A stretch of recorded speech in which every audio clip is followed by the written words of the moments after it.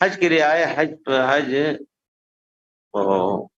آپ لوگ تو پورے ہمارے خیال سے لندن وغیرہ میں جیے ہیں، حج مکمل ہونے کی وجہ کہتے ہیں COMP لکھ دیا ہے، کمپلیٹ ہو گیا. نہیں، یہ سب نہ کیجیے، اردو کو زندہ کیجیے اللہ کے بندے.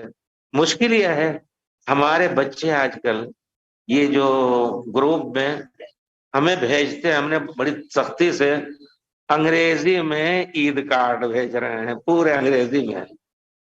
حالانکہ وہ بچے دیہات کے اپنے بچے ہیں، پڑھ کر کے ٹھیک ہے دماغ اونچا ہو گیا، تھوڑا سا حماقت آ گئی کہ انگریزی کو آگے کرنا ہے.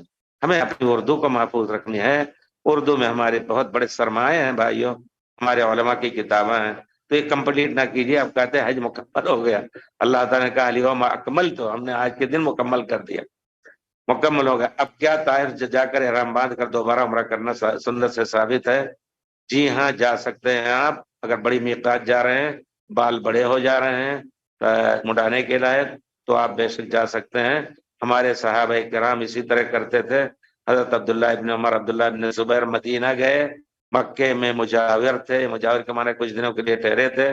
مدینہ شریف گئے، ذوالحلیفہ تک پہنچ کر کے وہاں سے احرام باندھ کر کے، اور پھر الٹے پاؤں آپ آئے. 8 دن جانا، 8 دن آنا، مدینے میں داخل بھی نہیں ہوئے.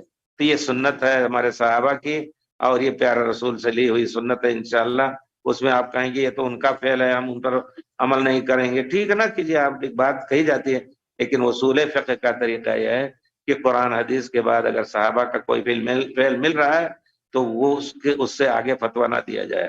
امام ابو حنیفہ رحمۃ اللہ علیہ کا یہی طریقہ تھا، رحمۃ اللہ علیہ.